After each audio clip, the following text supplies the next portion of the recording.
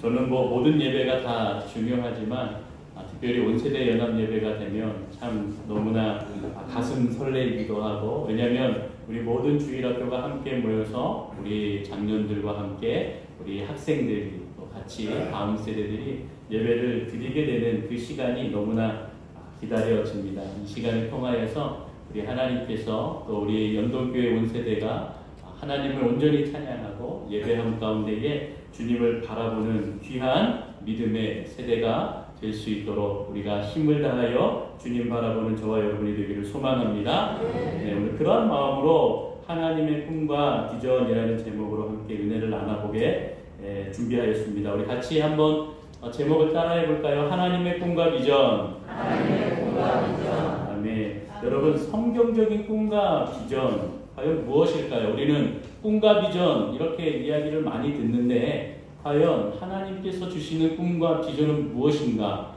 왜 우리는 그 꿈과 비전을 따라가야 하는가? 이러한 좀 질문들을 우리가 좀 잘하면서 하게 되는 겁니다. 사실 사람마다 인생의 스토리가 다 다르지요.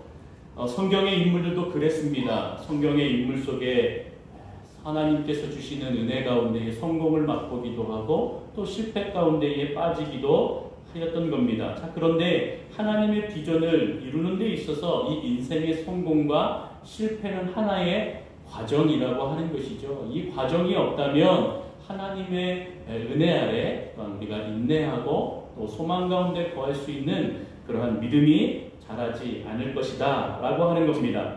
아브라함도 이삭도 야곱도 요셉도 사사들도 사울왕도 다윗왕도 또 사도 바울들도 12제자들도 이 성경에 나오는 모든 인물들 가운데에 성공과 실패를 맛보았다라는 겁니다. 그런데 특별히 이 성경 인물들 중에서 하나님의 말씀에 순종하여서 믿음의 본을 보인 자들이 있고 반대로 그렇지 않은 자들의 모습들도 있는데 이 두 부류의 차이점이 무엇입니까? 한마디로 이야기하라 라고 하면 바로 하나님의 꿈과 비전을 소유하였는가 그렇지 아니하였는가 하는 기준으로 나눌 수 있다는 것입니다. 성경을 자세히 보면 하나님과 꿈과 비전을 가지고 살아가는 인물들이 꼭 인생 속에서 성공한 것은 아닙니다. 그런데 이것은 세상의 눈으로 봤을 때 성공한 것이 아니지 하나님의 마음으로 하나님의 믿음의 눈으로 보았을 때는 분명히 하나님 앞에 순종하며 나아가는 그 인생은 성공한 인생이다라고 하는 것을 성경에서는 오늘 우리에게 말씀해 주고 있는 것입니다.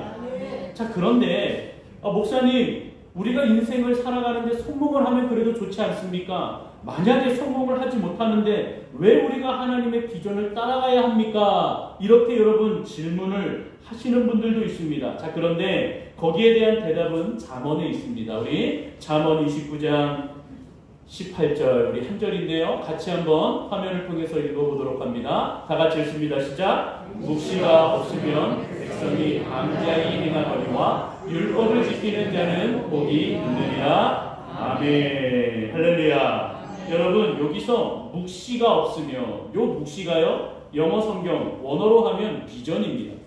비전이 없으면 백성이 방자히 행한다라고 하는 거죠. 묵시가 없으면, 즉 하나님의 말씀이 없으면, 하나님의 계시가 없으면, 하나님이 주시는 그 비전이 없으면 망한다라는 겁니다. 야망의 노예가 됩니다. 세상에 헛된 것을 따라가게 된다라는 것이죠. 따라서 성경적인 그 의미에서 하나님의 비전이다, 하나님의 꿈이다 라고 하는 것은 하나님께서 하나님의 목적을 말씀을 통해서 우리에게 보여주신 것, 이것이 성경적인 의미의 꿈과 비전이 되는 것입니다. 그래서 여러분, 우리가 하나님의 말씀을, 그 음성을 우리가 들어야 되는 것이죠. 그 말씀이, 그 음성이 우리에게 들리지 않는다면 오늘 잠언서에서 우리가 읽었던 것처럼 백성이 이 세상 가운데에 방황하며 살게 된다는 것을 우리는 기억을 해야 하는 것입니다. 결국 나의 계획과 목표가 이루어지는 것이 꿈과 비전이 아닙니다. 여러분, 직업이 꿈과 비전이 아닙니다. 하나님의 말씀을 통하여 주시는 하나님의 계획과 목적과 그 뜻, 그것을 가지고 그것을 품고 살아가는 자들에게 하나님께서 꿈과 비전, 하나님의 말씀, 하나님의 그 음성을 들려주신다는 겁니다. 그것을 행하는 자들이 사명자요, 예배자요, 하나님의 믿음의 사람들이 되는 것입니다. 그 믿음을 가지고 우리가 온전히 살아가는 저와 여러분들이 되기를 소망합니다. 자, 그런데 하나님께서는 이렇게 하나님의 꿈과 비전을 보여주시고 우리를 사명자로 부르셨는데 각각의 사람들이 같은 일을 하는 것이 아닙니다. 여러분 각자에게 달란트를 주셨고 은사를 주셨습니다. 그리고 그 달란트와 은사를 통해서 세상에 나아가 사회 각각의 분야에서 그 주신 달란트와 은사를 활용하도록 그것을 통하여 하나님의 뜻, 하나님의 계획, 하나님의 그 은혜를 전하며 살도록 우리에게 사명과 예배자의 은혜를 허락하신 겁니다. 그래서 누군가에게는 음악을 통해서, 어떤 사람에게는 예술적인 그러한 모습을 통해서, 또 누구는 체육, 이러한 체육의 모습들, 경제, 경영, 정치, 여러 가지 사회적인 분야에서 하나님의 음성을 듣고 하나님의 꿈과 비전을 주어서 그것을 가지고 각각의 사회에서 세상에 나아가 하나님의 사명자, 예배자로서 그것을 전하며 하나님의 은혜를 나누며 주님이 주신 축복을 옆에 사람들에게 나누는 그러한 은혜를 주셨다라고 하는 겁니다. 여러분, 그러한 사람들은 우리 주변에 너무나 많습니다. 정치가도 예수 믿는 사람들이 있어서 그렇게 함께 모여 기도합니다. 여러분, 사회적인 기업이나 여러 가지 여러분 부모님들이 나아가는 그런 직장 속에서도 신우회가 있어서 예배 드리는 자들, 또 믿음의 사람들이 모여서 예배 드리는 것을 또한 주님 앞에 나아가는 그러한 분들도 있습니다. 예술, 경영, 모든 분야에서 하나님을 믿는 사람들이 있습니다. 심지어 우리가 TV를 통해서 또 매체를 통해서 보는 연예인들, 방송의 관계자들 속에서도 주님을 믿는 자들이 있지요. 오늘 한 영상을 준비했는데 오늘 저는 예전에 우리가 함께 보았던 그 2002년도 우리 이영표 선수 알죠? 이 선수의 고백을 통해서 함께 좀 3분 정도 우리 간증을 좀 들어보고자 합니다. 이렇게 사회에 나아가서 각각의 분야에서 하나님께서 주신 달란트와 은사를 어떻게 하여 하나님 앞에 영광을 드리는지를 함께 이 간증을 통해서 함께 들어보도록 하겠습니다. 2002년 월드컵 전에 기도 제목이 있었습니다. 많은 한국 사람들은 월드컵을 통해서 한국을 알고 경제 회복의 기회로 삼고 이렇게 많이들 얘기하지만 우리가 2000년 월드컵을 통해서 하나님께 영광 돌리길 원합니다. 주님께 드리는 영광의 월드컵이 되길 원합니다라고 제가 기도를 드렸는데 그러면서 제 마음속에 의심이 있었어요. 하나님께 영광 돌리고 기도하려면 골을 넣어야 되는데 저는 수비를 쓰잖아요. 다른 선수가 골 넣고 세레모니한테 옆에 가서 기도할 수도 없고 아무리 생각해도 방법이 안 나왔어요. 2000년 월드컵 때였어요. 제가 월드컵이 이틀을 앞두고 부상을 당했어요. 6주 진단이 나왔고 회복까지는 3개월이라는 진단이 나왔어요. 이틀 후에는 월드컵 개막인데 그때 제가 이런 기도를 드렸던 것이 기억나요. 그 힘들고 어려운 훈련 다 이겨내고 여기까지 왔는데 여기서 제가 부상을 당하면 과거에 1년 반 동안 존재해야 됐던 이유가 뭡니까?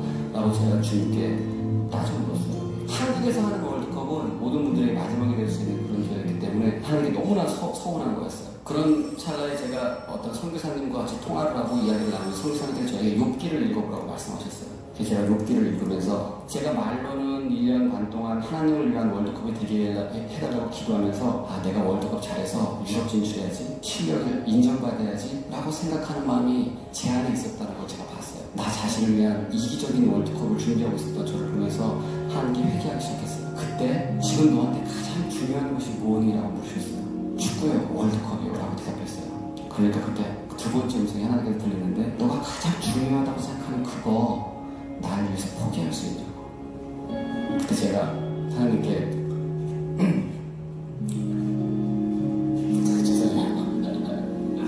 하나님께 포기할 수 있다고 제가 기도를 했어요. 엄청난 행복감이 제 마음속에 들었어요. 그러자 나 이제 월드컵 안 돼도 된다, 이것만으로 충분하다 라는 생각을 가지고 그 다음에 아침에 일어났는데 다리가 아프지 않는 거예요. 대표팀 그 메디컬 팀에 회의가 소집됐어요. 오진이니까 진료를 다시 받아야 되겠다. 그래서 아침 8시부터 밤 10시까지 계속해서 치료를 했어요.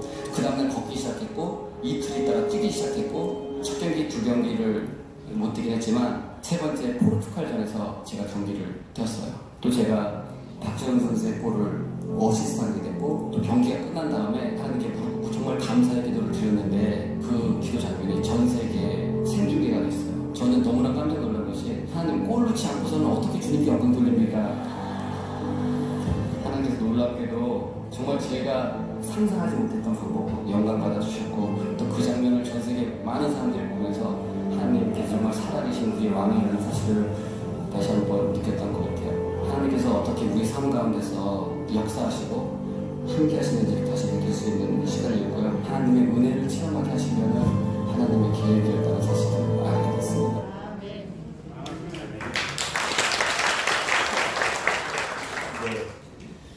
대표적으로 이렇게 이영표 선수의 그 간증을 들어보았지만 여러분 우리는 하나님께서 주신 달란트가 있고 하나님께서 주신 비전이 있고 그 마음을 품고 우리가 사회에 나아가서 우리가 또한 그 비전의 마음을 품고 여러분들이 학교를 가고 여러분들이 직장을 가고 여러분들이 속한 곳에 가서 그 하나님의 영광을 위해 그 계획을 위해 말씀을 음성을 주시는 것을 듣고 하나님 앞에 순종하는 그러한 사람들이 되어질 때에 이러한 고백을 간증을 하나님 앞에 드릴 수 있다는 것입니다. 자, 그런데 여러분 이러한 질문들을 하실 수가 있습니다. 하나님 저에게 주신 비전이 무엇입니까? 잘 모르겠습니다. 하시는 그런 분들이 있지요. 자, 그런데 그것은 하나님을 온전히 우리가 바라보지 못하였기 때문에 드릴 수 있는 그런 질문이라고 저는 생각을 합니다. 다시 얘기하면 너무나 세상의 삶이 바빠서 너무나 세상의 일들이 그렇게 좋아서 하나님 앞에 무릎 꿇고 기도하며 물어보는 시간이 너무나 부족하다라는 것입니다.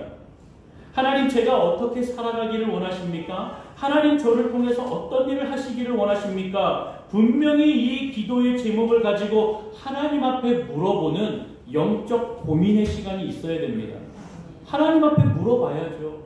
하나님의 영광을 위해 하나님의 꿈과 비전을 가지고 살아가는 자들이라고 이야기는 하는데 우리가 그 믿음으로 물어보지 못하고 그 마음으로 주님 앞에 다가가지 못한다면 우리는 어떻게 하나님의 사람이라고 우리가 말을 할 수 있겠습니까? 어떻게 그리스도인이라고 말을 할 수가 있겠습니까? 여러분 우리가 주님을 믿지만 여러분 한 번도 기도해 보신 적이 없는 분 여기에 계십니까? 한 번도 나의 고민이나 내가 어떻게 살아가야 되고 내가 어떻게 주님 쓰임 받아야 될지를 주님 앞에 기도하지 않는 자들 그런 분들이 여기 계십니까? 내 기도는 중보기도 해달라고 부탁은 하지만 내 입술로는 기도하지 아니하며 무릎 꿇지 않은 그런 분들이 계십니까? 저는 그런 분들이 없기를 바랍니다.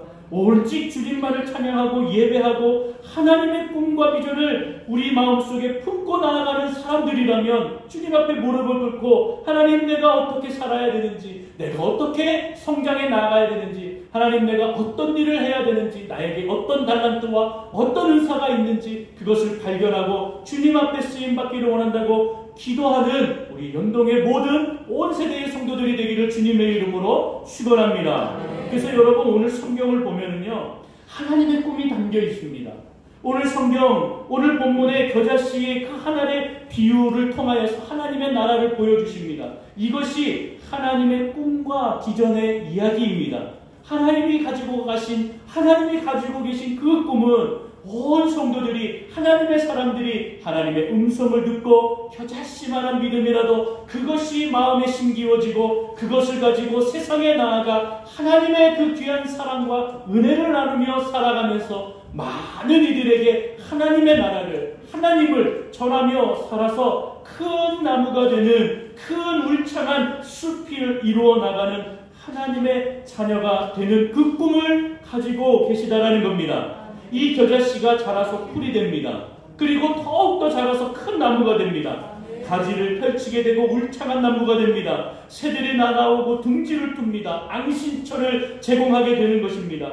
여러분 우리가 이 마가복음을 보았지만 마태복음, 누가복음 13장에도 같은 내용이 담겨져 있지요. 결국에는 이 겨자씨의 비유는 하나님의 꿈과 비전을 소유한 위대한 사람들이 하나님의 나라를 보여주고 하나님의 나라를 전하는 하나님의 그 꿈이 담겨져 있는 그 내용으로 우리에게 다가오고 있는 것입니다. 주님께서 오늘 우리에게 주시는 이 꿈과 비전, 이것을 이루기 위해 우리 다 두 가지를 우리 함께 좀 보기를 원하는데요. 첫 번째로 하나님의 비전을 이루려면 다 같이 따라합니다. 작은 사람이라고 부끄러워하지 맙시다. 여러분, 오늘 본문을 보면 땅에 무엇을 심었습니까? 겨자씨를 심었죠. 겨자씨 몇 알을 심었습니까? 하나를 심었습니다. 두 알이 아니고 한 알입니다. 여러분, 겨자씨가 얼마나 작은지 한번 보셨습니까? 겨자씨 보신 분? 우리 이렇게 살림하시는 분들은 겨자씨들을 좀 보셨어요. 아니, 안 보신 분들을 위해서 제가 그림을 잠깐 준비했는데요. 네, 저게 겨자씨예요. 근데 잘 이렇게 얼마나 작은지 가늠이 안 가시죠? 다음 그림 보여주시면 손가락에 만큼 올라간 아주 좁쌀보다 더 작은 이것이 겨자씨예요. 그런데 여러분, 이제 내려주시고 이 겨자씨 하나를 땅에 심었습니다. 여러분, 보통 우리가 씨앗을 심을 때 보면 한 알만 심습니까? 아니에요. 한 몇 알, 두세 알 더 심습니다. 그래서 거기서 죽는 씨앗도 있고 또 자라는 씨앗도 있는 것입니다. 그런데 하나님께서는 오늘 이 예수 그리스도께서 겨자씨의 비유를 통해서 겨자씨 하나를 심었다라고 이야기합니다. 이 겨자씨 하나를 통하여서 어떤 결과를 이루시기를 원하시는지를 하나님께서는 이 예수 그리스도의 이 하늘나라 비유를 통하여, 겨자씨의 비유를 통하여 말씀해 주고 있는 것입니다. 여러분, 제가 이 부산 요즘에 성시와 복음화 거기에 좀 이렇게 여러 가지 세미나나 이런 것들을 좀 듣고 다니는데요. 그 중에 우리 부산의 복음화가 11%라고 이야기를 하더라고요. 저는 한 8%, 7% 정도 그렇게 알고 왔었는데, 그래도 지금 이제 부산 지역에 한 11% 정도라고 합니다. 그리고 우리 학생들이 있지만 청소년들의 복음화율은 몇 프로인지 아십니까? 2.5%입니다. 2.5%면 한 반에 한 명 혹은 두 명 아예 없을 수도 있다는 거죠. 부산에 학교가 몇 개 있는지는 잘 모르겠어요. 중고등학교가 몇 개 있는지는 모르겠지만 그 안에 한 반에 우리 예수를 믿는 자들이 한 명 내지는 두 명 아예 없다는 그러한 사실이 있다는 것입니다. 여러분, 이렇게 우리 청소년들이, 예수를 믿는 자들이 학교에 가서 내가 한 명이나 두 명 정도 우리 반에서 그렇게 예수를 믿는 자들이 그 정도의 소수의 인원이 있다라고 본다면 이들은 정말로 작은 마음일 것이라는 것이죠. 내가 소수이다, 얼마 안 된다, 위축되기 쉽습니다. 소극적으로 되기가 쉬운 겁니다. 또래 친구들이 예수 믿는다 이야기한다는 것, 또래 친구들에게 예수 믿자, 교회 가자 이야기한다는 것이 결코 쉬운 것이 아닙니다. 여러분도 어렵지 않습니까? 아이들은 더 어려운 것이죠. 우리 청소년들이 그러한 환경 가운데에 있는 것이죠. 그래서 우리가 예배드리고 수련회에 참여하고 또 다른 교회, 다른 어떤 이렇게 연합 수련회에 가서 믿음의 사람들이 이렇게 많이 있구나, 이렇게 지역에 하나님을 믿는 사람들이 많이 있구나, 이것도 눈에 보여주고 함께 어울리고, 그러면서 우리가 믿음의 사람으로 주님께서 우리를 사랑하시고 그 은혜 가운데 서게 하시는구나, 이것을 깨닫게 해주기 위해서 수련회도 하고 여러 집회도 참여하는 것이지요. 자, 어찌되었든 우리가 이렇게 믿음으로 나아가는 그러한 상황 가운데에 우리의 주변의 환경을 보니 나는 소수이구나, 나는 얼마 안 되는구나, 예수 믿는 자리는 얼마 안 되니까 나는 부끄러운 존재이고 내가 예수를 믿는다는 것은 그렇게 쉽게 이야기할 수가 없구나 하는 그러한 마음들이 들어가기 쉽다라는 것이죠. 그러나 우리 하나님께서는 여러분 겨자씨 하나를 심으셨습니다. 겨자씨 하나를 심는다라고 하는 것은요, 이것이 죽는다 이렇게 여기지 아니하셨다라는 겁니다. 바로 이것이 심겨지면 이것이 바로 풀을 이루고 나무를 이루고 숲을 이루겠구나라고 하시는 그 믿음으로 심어주셨다라는 겁니다. 여러분, 그러한 믿음으로 내가 소수이구나, 내가 적은 인원이구나, 또 작은 사람이구나, 그런 마음을 가질 필요가 없다라는 겁니다. 우리 예수님께서는 하나의 미나를 믿음으로 심으셨습니다. 그 믿음으로 이 땅에 심어서 그 나무를, 그 씨앗이 겨자 씨앗, 그 겨자 나무가 되도록 하나님께서는 무럭무럭 자랄 수 있도록 큰 나무가 되도록 키우셨다라는 것이죠. 여러분, 우리가 소수이고 우리가 적은 인원이고 우리가 이 땅에 이 부산 지역에 살아가는 그 소수의 인원일 수는 있습니다. 그러나 저와 여러분들을 우리 하나님께서는 겨자씨만한 그 하나일지라도 믿음으로 심으신 줄로 믿습니다.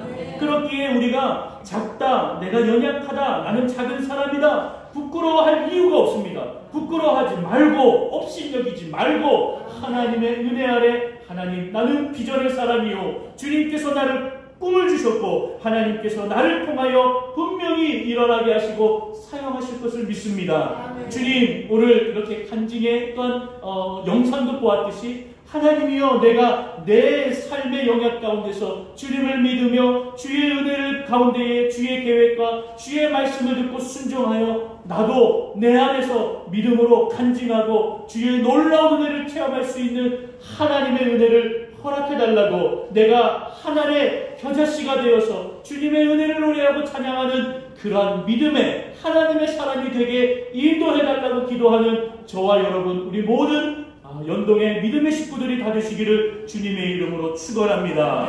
우리 두 번째로 하나님의 꿈과 비전의 사람들은요 다 같이 따라합니다. 축복의 통로가 됩시다.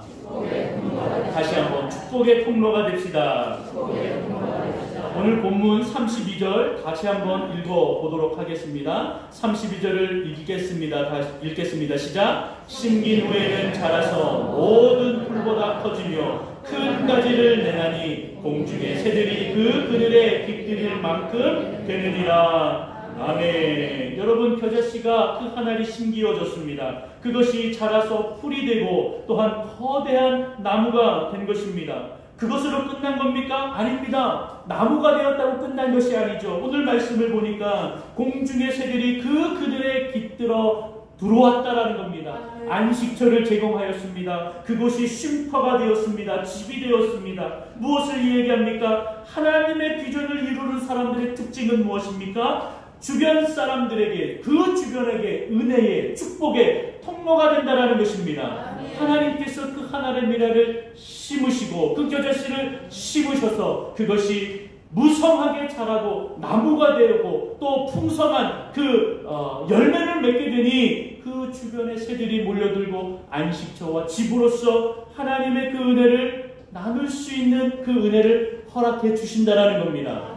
저와 여러분들이 이런 믿음의 사람들이 우리 주변에 나를 통하여 하나님께서 나를 사용하여 주셔서 하나님의 그 은혜와 축복과 사랑을 전하고 나눌 수 있는 믿음의 사람들이 되기를 주님의 이름으로 축원합니다. 여러분 내가 하나님의 비전으로 하나님의 꿈을 가지고 나아갔더니 누가 복을 받습니까? 주변이 복을 받는 겁니다. 애굽 요셉을 통하여 누가 복을 받았습니까? 애굽이 복을 받았습니다. 주변에 많은 나라들이 복을 받았습니다. 하나님께서 요셉에게 분명히 이 땅에 7년의 기근이 일어날 것이다, 흉년이 일어날 것이다 말씀하니까 국무총리가 된 요셉이 이 7년 동안의 흉년을 대비합니다. 그동안의 7년의 이 풍년을 주셔서 하나님께서 곡간을 채우게 하시고 지혜를 주셔서 많은 열매들을 거둬들이게 합니다. 그리고 말씀대로 7년의 흉년이 다가옵니다. 그 기근이 다가옵니다. 그때 애굽은 멀쩡하였습니다. 애굽은 먹을 것이 풍성하였습니다. 그래서 주변의 나라의 사람들이 이 애굽 땅으로 와서 먹을 것을 구하기 위해 다가온 것입니다. 여러분 요셉의 한 사람의 하나님의 비전을 통하여서 애국뿐만 아니라 주변의 나라들이 주변의 사람들이 모여 들었습니다. 안식처가 되었고 식량을 구할 수 있게 되었던 것입니다. 여러분 하늘에 그 겨자씨가 자라서 나무가 되니 누가 덕을 보는 겁니까? 주변이 덕을 보는 겁니다. 새들이 덕을 보는 것이죠. 우리에게 겨자씨만한 믿음이 있다면 여러분 그 믿음이 자라고 그 믿음이 풍성한 열매를 맺으면 누가 복을 받습니까? 나뿐만 아니라 내 주변에 우리 가족뿐만 아니라 우리 주변에 있는 사람들이 하나님의 축복과 은혜를 받게 되는 것입니다. 나를 통하여 이 은혜의 역사가 나를 통하여 하나님의 이 놀라운 꿈의 계획들이 실현이 되고 하나님의 나라가 확장되는 은혜가 있기를 소망하는 것입니다. 사랑하는 성도 여러분, 여러분들이 작다고 연약하다고 부끄러워할 필요가 없는 것입니다. 나 같은 사람이 어떻게 하나님의 비전을 따라갈 수 있겠습니까? 걱정하지 마십시오. 씨가 땅에 심겨지면 자라게 되어 있고 그것이 바로 그 비전이 여러분들 마음속에 심기기만 한다면 하나님께서 자라게 하시고 하나님께서 일을 하신다라는 그 사실을 잊지 마시기를 바랍니다. 하나님께서 자라게 하실 것이요 하나님께서 그 비전을 이루게 하실 겁니다. 필요할 때마다 공급하실 것이고 필요할 때마다 주님께서 인도하여 주실 것입니다. 우리 눈에는 작아 보이는 겨자씨 한 알이지만 하나님 눈에는 너무나 크고 너무나 하나님께서는 놀라운 은혜 그 역사를 이루어 주시는 것을 우리는 잊지 마시고 주님 은혜 아래 하나님의 미나리 우리 마음에 우리 주변에 심기어져서 주님의 은혜를 나누며 주의 사랑을 전하는 하나님의 놀라운 은혜를 전파하는 우리 믿음의 연동교회 온 세대가 다 되시기를 주님의 이름으로 부탁을 드립니다. 결론을 맺겠습니다. 여러분 세상에서 가장 불쌍한 사람이 어떤 사람입니까? 돈이 없는 사람이 아닙니다. 어떤 사람입니까? 꿈이 없는 사람입니다. 여러분 성도들도 불행한 그리스도인, 불행한 성도가 어떤 사람입니까? 하나님의 꿈과 비전이 없는 사람입니다. 주님 앞에 무릎 꿇고 하나님 내가 어떻게 살아갑니까? 한 번도 부르짖지 못한 사람, 그 사람이 가장 불행한 그리스도인, 바로 불행한 성도가 될 수가 있는 겁니다. 오늘 예수님께서 저와 여러분들에게 이 겨자씨의 비유를 통하여서 우리에게 말씀하십니다. 우리에게 교훈하십니다. 겨자씨 가장 씨앗임에도 불구하고 주님께서 이것을 심으셨다. 바로 이것을 우리 연동교회, 우리 각 온 세대에게 심으셨다라는 겁니다. 그것을 심으셨으면 작은 것일지라도 그것이 큰 나무가 되도록 주님께서 인도해 주실 줄로 믿습니다. 여러분 코로나와 같은 이런 어려운 상황, 경제적으로 어렵지요. 가정사로도 힘들지요. 여러분들 육신의 병으로도 힘들고 아파하죠. 이런 문제가 있지만 전혀 뒷걸음질 필요가 없다라는 것입니다. 자꾸 두려워하여서 뒷걸음질 치지 마십시오. 부끄러워하지 마십시오. 하나님을 바라보며 주님께서 나에게 오늘도 겨자씨 한 알이지만 작은 것이지만 그 씨앗을 나에게 심겨주셨고 우리 교회에 심겨주셨고 이것을 분명히 나무로 성장케 하실 줄로 믿습니다. 그리하여 축복의 통로가 되게 하실 줄로 믿습니다. 바라기는 우리 모두가 하나님의 꿈과 비전을 이루기 위해서 주님 앞에 온전히 충성하고 순종하고 말씀으로 주 앞에 서는 저와 여러분들이 되기를 소망합니다. 예수님을 영접하고 영혼의 안식을 찾는 사람들처럼 주님의 은혜를 구하며 주님 말씀 안에 거하는 저와 여러분들이 되기를 소망합니다. 지금은 비록 작을지라도 하나님께서 분명히 큰 나무로 성장시키시고 발전하게 하시고 비전을 발견하게 하시고 비전을 따라서 음성 따라서 사는 인생이 되어 주님의 영광을 주의 사랑을 하나님의 나라를 확장하는 데 분명히 저와 여러분들을 우리 교회를 사용할 줄로 믿습니다. 그 믿음을 가지고 주님 앞에 서 나가는 저와 여러분들이 다 되시기를 주님의 이름으로 축원합니다. 축원합니다. 기도하겠습니다. 하나님 감사합니다.